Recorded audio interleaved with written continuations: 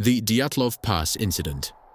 The Dyatlov Pass Incident, Russian Gibel tur Gruppi Dyatlova, Romanized Gibel tur Gruppi Dyatlova, lit. Death of the Dyatlov hiking group, was an event in which 9 Soviet ski hikers died in the northern part of the Ural Mountains Ridge in the Russian SFSR of the Soviet Union on the 1st or 2nd of February 1959 under undetermined circumstances. The experienced trekking group from the Ural Polytechnical Institute, led by Igor Dyatlov, went on a hike of the highest difficulty level at that time and had established a camp on the eastern slopes of Kholat-Syakhl mountain. Overnight, the group cut their way out of their tent by knives and fled the campsite, inadequately dressed for the heavy snowfall, strong winds and extreme cold temperatures as low as -40 degrees Celsius, -40 degrees Fahrenheit. After the group's bodies were discovered, an investigation by Soviet authorities determined that 6 of them had died from hypothermia, while the other 3 had been killed by physical trauma. 1 victim had major skull damage, 2 had severe chest trauma, and another had a small crack in his skull. 4 of the bodies were found in May 1959 lying in running water in a creek, and 3 of them had damaged soft tissue of the head and face. 2 of the bodies had missing eyes, 1 had a missing tongue, and 1 had missing eyebrows. The investigation concluded that a compelling natural force, elemental force, had caused the deaths. Numerous theories have been put forward to account for the unexplained deaths, including animal attacks, an avalanche or loud slab avalanche to their tent, appearance of a UFO or ball lightning, katabatic winds, infrasound-induced panic, conflict with local ethnic groups or fugitive criminals, a botched spy meeting with representatives of the Western Bloc, military rocket and nuclear testing involvement, or some combination of these factors. The Russian government reopened an investigation into the incident in 2019, concluding in 2020 that an avalanche had most likely forced survivors to suddenly leave their camp in low-visibility conditions with inadequate clothing before ultimately dying of hypothermia. Andrei Kuryakov, deputy head of the regional prosecutor's office, stated that it was a heroic struggle. There was no panic, but they had no chance to save themselves under the circumstances. A study led by scientists from EPFL and ETH Zurich, published in 2021, suggested that a type of avalanche known as a slab avalanche could explain some of the injuries. A mountain pass in the area later was named Dyatlov Pass in memory of the group, despite the incident occurring about 1,700 meters, 5,600 feet, away on the eastern slope of Kholat-Syakhl. A prominent rock outcrop in the area now serves as a memorial to the group. It is about 500 meters, 1,600 feet, to the east-southeast of the actual site of the final camp. Background. In 1959, a group was formed for a skiing expedition across the northern Urals in Sverdlovsk Oblast, Soviet Union. According to prosecutor Tempalov, documents found in the tent of the expedition suggest the expedition was named for the 21st Congress of the Communist Party of the Soviet Union, CPSU, and possibly was dispatched by the local Komsomol organization. Igor Dyatlov, a 23-year-old radio engineering student at the Ural Polytechnical Institute, now Ural Federal University, the leader, assembled a group of 9 others for the trip, most of whom were fellow students and peers at the university. The initial group consisted of 8 men and 2 women, but 1 member later returned because of health issues. Each member of the group was an experienced Grade 2 hiker with ski tour experience and would be receiving Grade 3 certification upon their return. At the time, Grade 3 was the highest certification available in the Soviet Union and required candidates to traverse 300 kilometers, 190 miles. The route was designed by Dyatlov's group to reach the far northern regions of the Sverdlovsk Oblast and the upper streams of the Lozva River. The Sverdlovsk City Route Commission approved the route. This was a division of the Sverdlovsk Committee of Physical Culture and Sport, and they confirmed the group of 10 people, 8 January 1959. The goal of the expedition was to reach Otorten, a mountain 10 kilometers, 6.2 miles, north of the site where the incident occurred. This route, estimated as Category 3, was undertaken in February, the most difficult time to traverse. On January 23, 1959, the Dyatlov group was issued their route book, which listed their course following the number 5 trail. At that time, the Sverdlovsk City Committee of Physical Culture and Sport listed approval for 11 people. The 11th person listed was Semyon Zolotaryov, who had been certified to go with another expedition of similar difficulty, the Sogrin Expedition Group. The Dyatlo group left Sverdlovsk City, today Yekaterinburg, on the same day they received the route book. Expedition, the group arrived by train at Ivdel. Ivdel, a town at the center of the northern province of Sverdlovsk Oblast, in the early morning of 25th January 1959. The day after, on 26th January, they took a lorry to Vizhai, a village that is the last inhabited settlement to the north. The next day, on January 27th, they began their trek toward Gora Otorten. On January 28th, one member, Yuri Yudin, who had several health ailments, including rheumatism and a congenital heart defect, turned back because of knee and joint pain that made him unable to continue the hike. The remaining 9 hikers continued the trek toward Gora Otorten by following the valley and river. Diaries and cameras found around their last campsite made it possible to track the group's route up to the day preceding the incident. On January 31st, the group arrived at the edge of a highland area and began to prepare for climbing.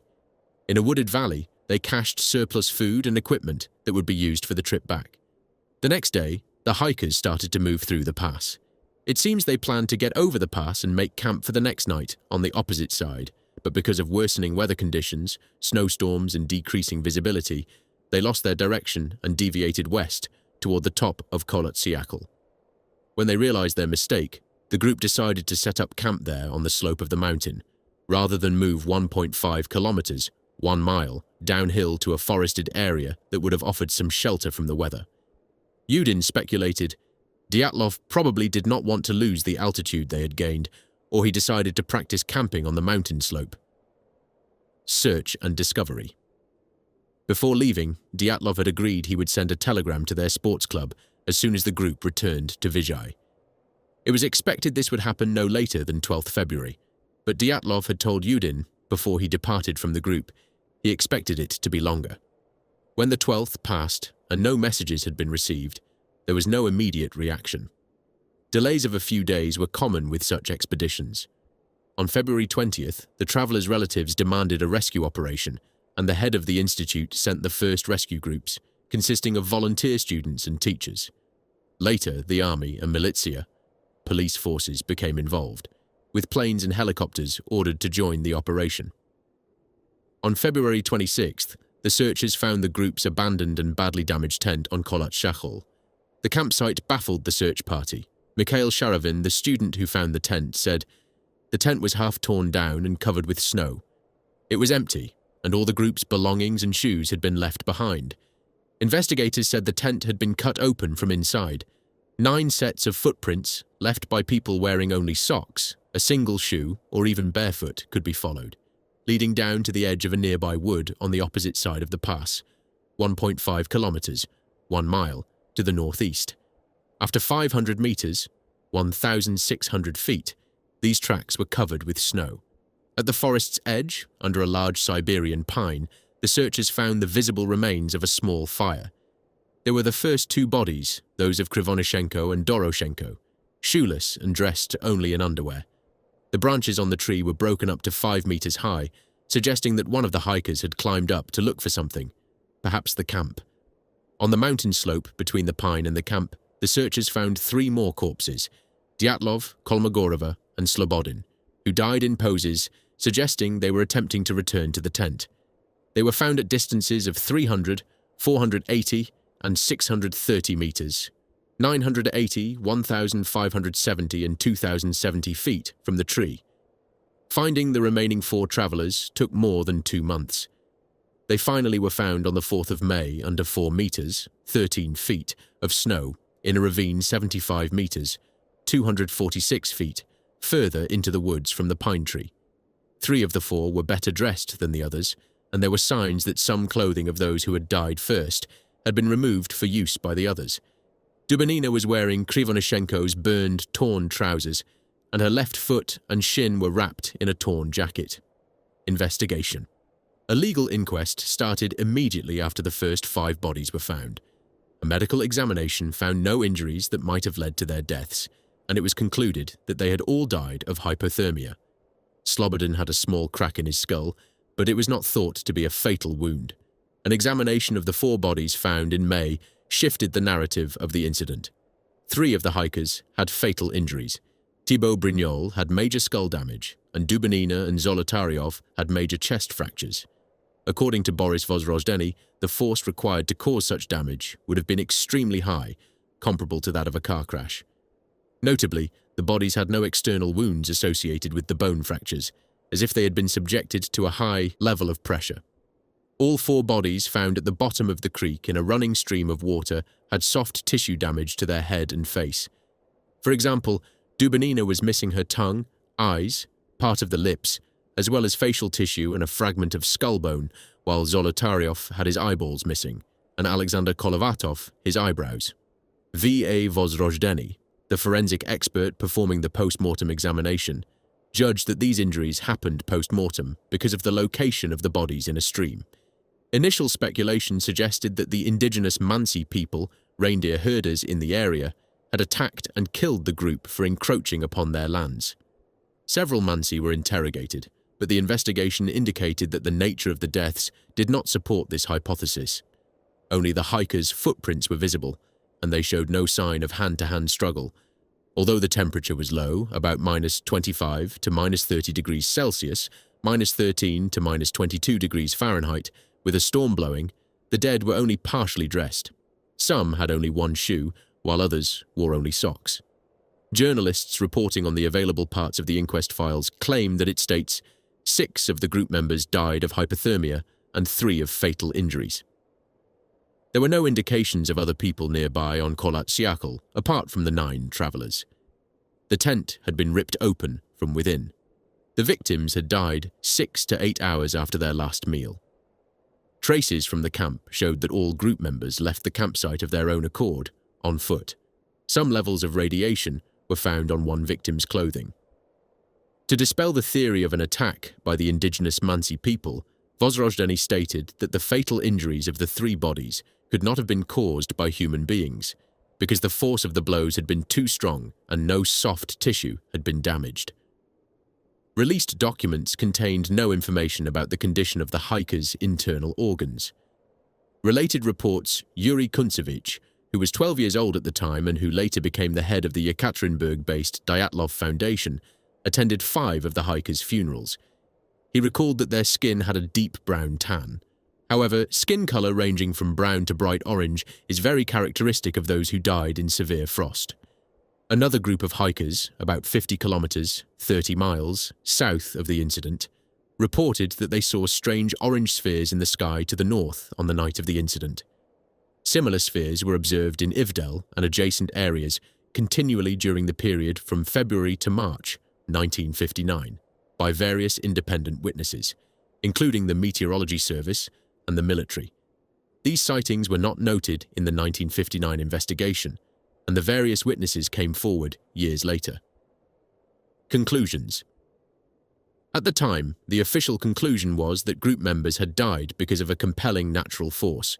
The inquest officially ceased in May 1959 as a result of the absence of a guilty party. The files were sent to a secret archive.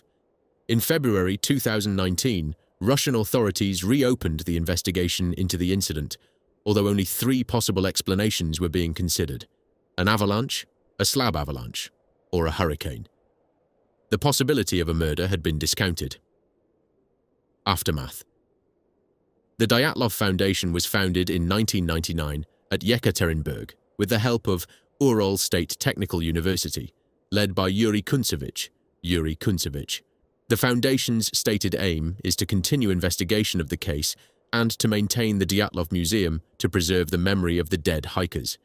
In 1997, it was revealed that the negatives from Krivonishenko's camera were kept in the private archive of one of the investigators, Lev Nikitich Ivanov. The film material was donated by Ivanov's daughter to the Dyatlo Foundation. The diaries of the hiking party fell into Russia's public domain in 2009. On July 1, 2016, a memorial plaque was inaugurated in Solikamsk, in Ural's Perm Krai, dedicated to Yuri Yudin, the sole survivor of the expedition group, who died in 2013. Explanations and theories. Avalanche on July 11, 2020. Andrei Kuryakov, deputy head of the Ural Federal District Directorate of the Prosecutor General's Office, announced an avalanche as the official cause of death for the Dyatlo group in 1959. Later independent computer simulation and analysis by Swiss researchers also suggest avalanche as the cause. Summarizing Kuryakov's report in The New Yorker, Douglas Preston writes, "The most appealing aspect of Kuryakov's scenario is that the Dyatlo party's actions no longer seem irrational. The snow slab, according to Green, probably would have made loud cracks and rumbles as it fell across the tent, making an avalanche seem imminent. Kuryakov noted that although the skiers made an error in the placement of their tent, everything they did subsequently was textbook. They conducted an emergency evacuation to ground that would be safe from an avalanche. They took shelter in the woods. They started a fire. They dug a snow cave. Had they been less experienced, they might have remained near the tent, dug it out and survived. But avalanches are by far the biggest risk in the mountains in winter. The more experience you have, the more you fear them. The skiers' expertise doomed them." Original explanation. Reviewing a sensationalist Yeti hypothesis, US skeptic author Benjamin Radford suggests an avalanche as more plausible, that the group woke up in a panic and cut their way out the tent, either because an avalanche had covered the entrance to their tent or because they were scared that an avalanche was imminent. Better to have a potentially repairable slit in a tent than risk being buried alive in it under tons of snow. They were poorly clothed because they had been sleeping and ran to the safety of the nearby woods where trees would help slow oncoming snow. In the darkness of night, they got separated into 2 or 3 groups. One group made a fire, hence the burned hands, while the others tried to return to the tent to recover their clothing, given that the danger had passed. But it was too cold, and they all froze to death before they could find their tent in the darkness. At some point, some of the clothes might have been recovered or swapped from the dead, but at any rate, the group of 4 whose bodies was most severely damaged were caught in an avalanche and buried under 4 meters, 13 feet of snow. More than enough to account for the compelling natural force the medical examiner described. Dubinina's tongue probably was removed by scavengers and ordinary predation. Arguments against avalanche hypothesis. Arguments against an actual avalanche, and not the fear of an avalanche, include: the location of the incident did not have any obvious signs of an avalanche having occurred. An avalanche would have left certain patterns and debris distributed over a wide area. The bodies found within a month of the event were covered with a shallow layer of snow, and had there been an avalanche of sufficient strength to sweep away the second party, these bodies would have been swept away as well. This would have caused more serious and different injuries in the process, and would have damaged the tree line. More than 100 expeditions to the region had been held since the incident, and none ever reported conditions that might create an avalanche. A study of the area using up-to-date terrain-related physics revealed that the location was entirely unlikely for such an avalanche. The dangerous conditions found in another nearby area, which had significantly steeper slopes and cornices, were observed in April and May, when the snowfalls of winter were melting. During February, when the incident occurred, there were no such conditions. An analysis of the terrain and the slope showed that even if there could have been a very specific avalanche in the area, its path would have gone past the tent. The tent had collapsed from the side, but not in a horizontal direction. Dyatlo was an experienced skier, and the much older Zolotaryov was studying for his master's certificate in ski instruction and mountain hiking. Neither of these 2 men would have been likely to camp anywhere in the path of a potential avalanche. Footprint patterns leading away from the tent were inconsistent with someone, let alone a group of 9 people, running in panic from either real or imagined danger. All the footprints leading away from the tent and toward the woods were consistent with individuals walking at a normal pace. 2015 to 2019 review of 1959 investigation. A review of the 1959 investigation's evidence completed 2015 to 2019 by experienced investigators from the Investigative Committee of the Russian Federation, ICRF, on request of the families, confirmed the avalanche with several important details added. First of all, the ICRF investigators, one of them, an experienced alpinist, confirmed that the weather on the night of the tragedy was harsh, with wind speeds up to hurricane force, 20 to 30 meters per second, 45 to 67 miles per hour, 72 to 108 kilometers per hour, a snowstorm, and temperatures reaching -40 degrees Celsius, -40 degrees Fahrenheit. These factors were not considered by the 1959 investigators who arrived at the scene of the accident 3 weeks later when the weather had much improved and any remains of the snowslide had settled and been covered with fresh snowfall. The harsh weather at the same time played a critical role in the events of the tragic night, which have been reconstructed as follows. On February 1st, the group arrives at the Kholat-Syakhl mountain and erects a large 9-person tent on an open slope, without any natural barriers such as forests. On the day and a few preceding days, a heavy snowfall persisted with strong wind and frost. The group traversing the slope and digging a tent site into the snow weakened the snow base. During the night, the snowfield above the tent started to slide down slowly under the weight of the new snow, gradually pushing on the tent fabric, starting from the entrance. The group wakes up and starts evacuation in panic, with only some able to put on warm clothes.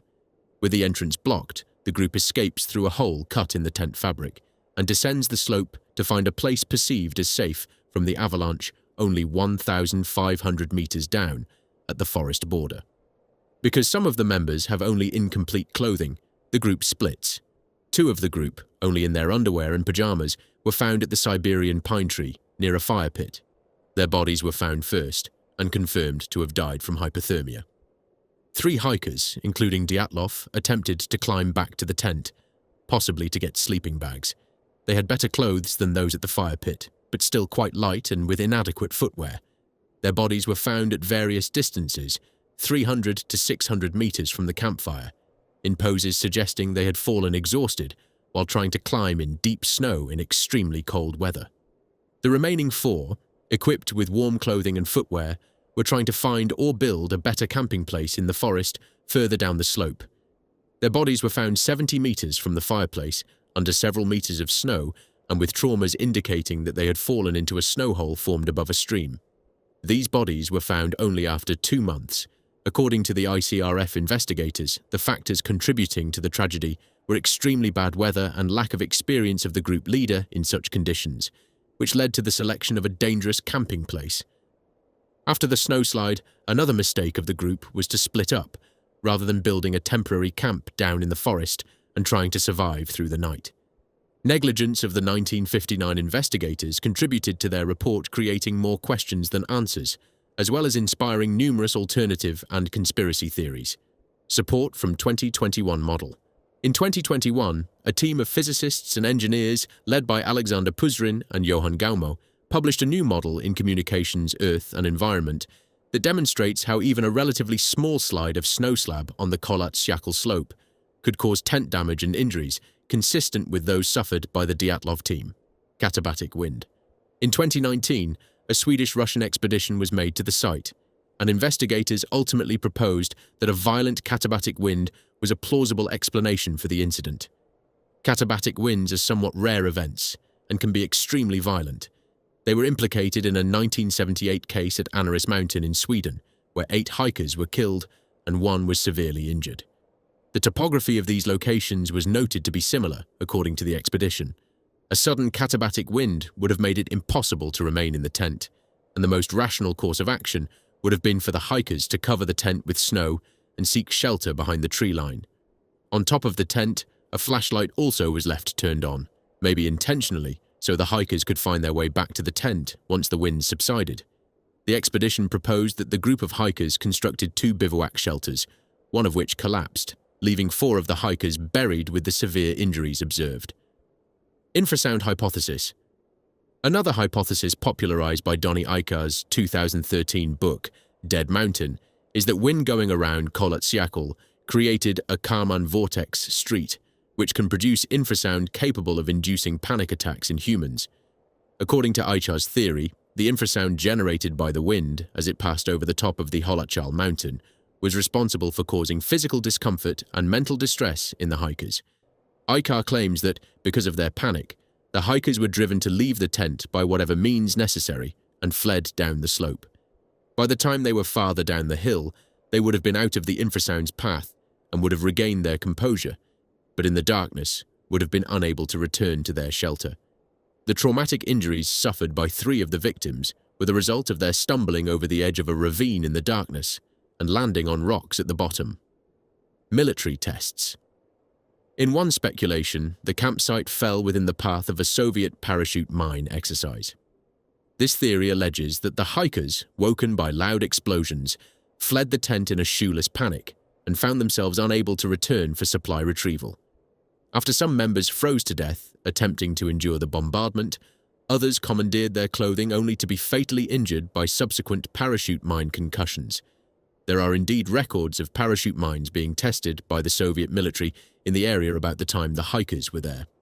Parachute mines detonate while still in the air, rather than upon striking the Earth's surface, and produce signature injuries similar to those experienced by the hikers. Heavy internal damage with relatively little external trauma. The theory coincides with reported sightings of glowing, orange orbs floating or falling in the sky within the general vicinity of the hikers, and allegedly photographed by them, potentially military aircraft or descending parachute mines. This theory, among others, uses scavenging animals to explain Dubinina's injuries.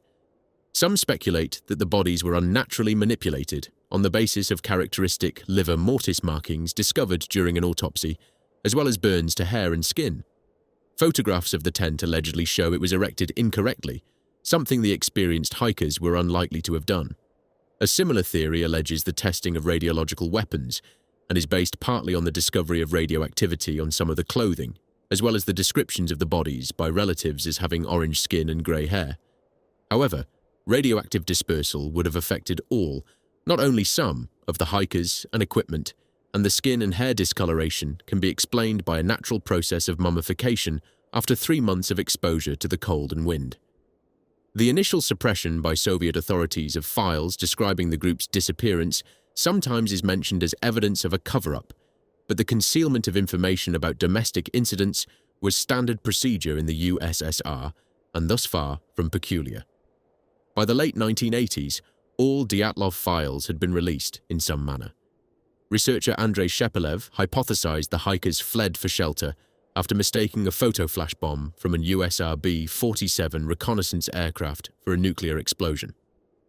Paradoxical Undressing International Science Times posited that the hikers' deaths were caused by hypothermia, which can induce a behavior known as paradoxical undressing, in which hypothermic subjects remove their clothes in response to perceived feelings of burning warmth.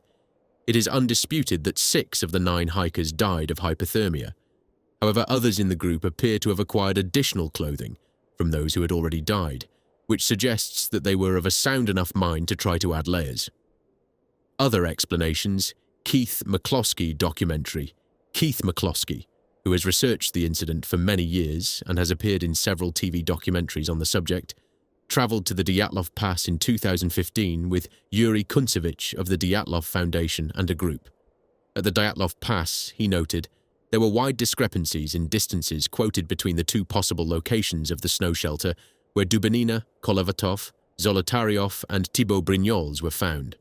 One location was about 80 to 100 meters from the pine tree where the bodies of Doroshenko and Krivonishenko were found, and the other suggested location was so close to the tree that anyone in the snow shelter could have spoken to those at the tree without raising their voices to be heard.